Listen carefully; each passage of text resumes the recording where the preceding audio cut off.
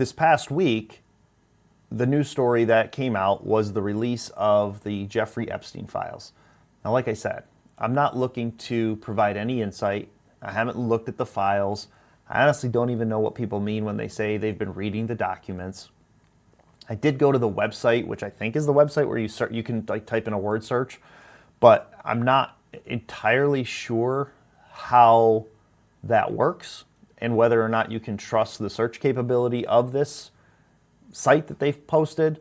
And I've also noticed, because I'm on X, I've noticed that there have been some images and videos that have come out that are like, just from my perspective, strangely redacted, where certain people, there's like a black box over the person. It's sort of like taking the idea of redaction in a piece of paper and applying it to photos and videos. It's very bizarre things that are coming out. But rather than give my thoughts on any of that, any people, any individuals, there were two things that stood out to me that just the average guy who's working a normal job might want to think about. And the first one is, it seems like if you're listening to any of the news, there's some pretty shady stuff going on behind the door, or I'm sorry, behind the door deals, backdoor deals, whatever you call it.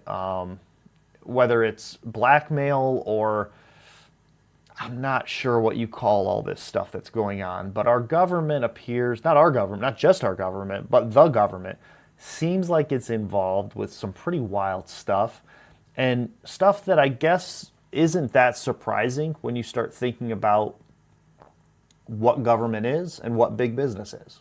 I think for the average person who goes to work every day, goes grocery shopping, I think a lot of this is just myth and lore, but these files seem to, the reports coming out of them seem to validate what you might think is going on in the world. That it's not as simple as we vote for a politician and the politician does what we voted for him to do. It seems like there are mega players who are doing some crazy things that are shady, that are just downright shady. It seems like a gray area as to whether or not it's illegal and what makes something illegal on the world stage. Like a law in America might not be a law in Saudi Arabia. Like, who knows? But one of the things that I was thinking about was the timeline on Jeffrey Epstein. So all these files are coming out, and the number that they're throwing around is 3.5 million documents have been released. I'll talk about that number in a minute, but these are being released 20 years after he was active, 10 years, I think, after he killed himself or was killed, depending on which conspiracy theory you want to go with. So the man's been dead somewhat, 10 years? I don't even know the timeline. I'm not even pretending to know the timeline. But he's dead. And he hasn't been active for probably 20 years doing what he was doing. The thought that I came to was this. If that's what they did, and I'm saying they because, they've taken this guy's name, Jeffrey Epstein, and put it over top of it, and then they've released it. But there's all these players involved, people involved, that they're all doing things behind the scenes that are just not what the average person would consider to be ethical or moral, right? They're doing things that are, at a base level, just not right. They're just not right. Now, can people justify these things? Probably. I'm sure they can, just like we talked about last week. Like you will justify whatever immorality as long as it supports your good cause. Your method will match your madness. So I'm sure they have some way of justifying all the actions that they're doing, despite how satanic, disgusting, awful they seem. But if that's what they were doing, and there's 3.5 million documents, and I've heard there's an estimated another additional 3 million that are tied to cases and stuff that are still not released, bringing the number to like 6 to 7 million documents. If that's what they did, what are they doing? Right? So if it's not as though because he is gone, that this Jeffrey Epstein is gone and Ghislaine Maxwell is in prison, that this stopped. It's still going on, but we're so focused on getting justice for what has happened that we're not really looking at what is happening.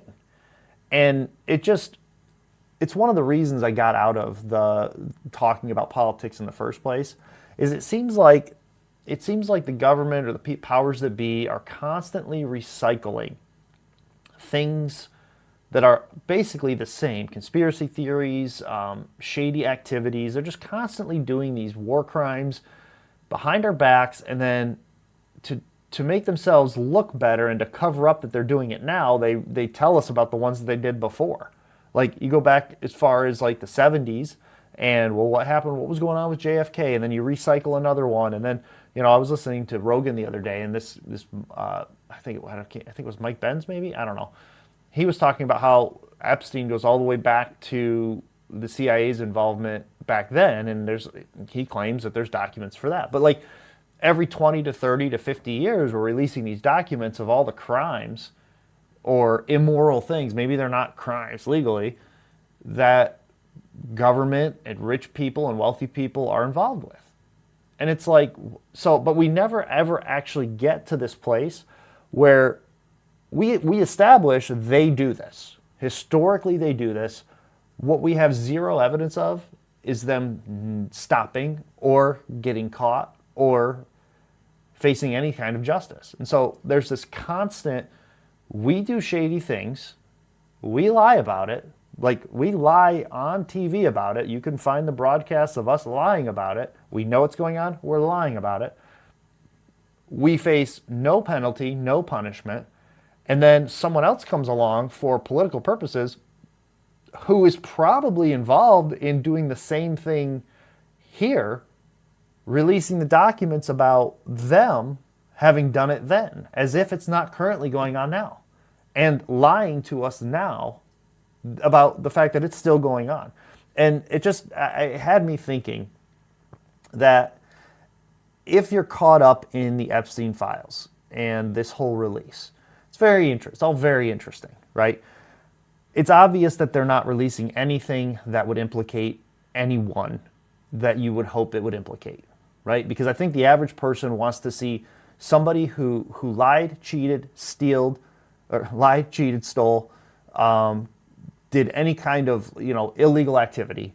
We want to see them brought to justice because we want to see them held to the same standard that we would be held to if we were found to have done anything similar. Anything of the like, we would be in jail, we would be facing crimes, we would be prosecuted. We want to know that justice exists at the highest levels as much as it does at the lowest levels. And I think the reality is that we know it doesn't. And we're constantly clamoring for it, and I think that's why politicians are kind of offering it they're kind of like, they're always willing to tell you that it did happen and confirm your suspicions.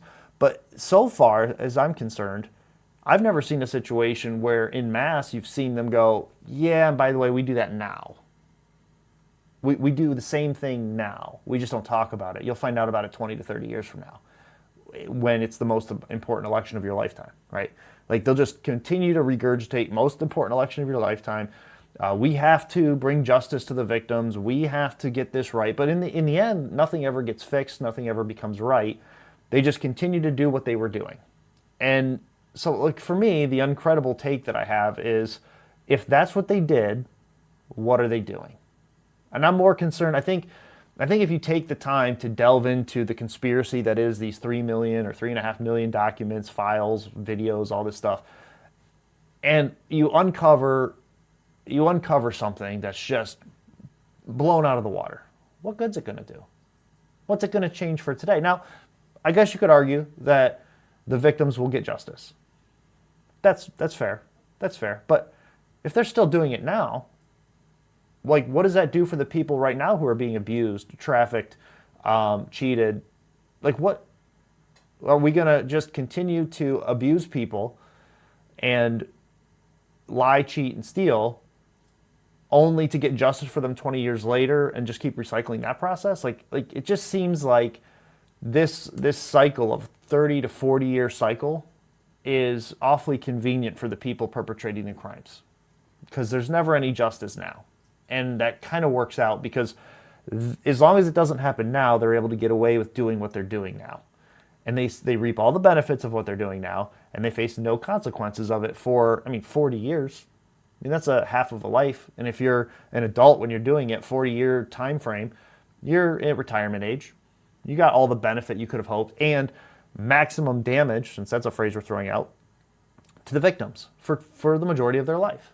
So what do we really solve? I'm not saying it's not worth looking into. It's just what's more interesting to me is not so much what they did, which we clearly know that shady things were happening, but what are they doing now? No quit, no quit, no quit. Building their wall, while they talk about us, all they talk about us. Educated, experienced, still not credible. So we embraced it. Now we're uncredible.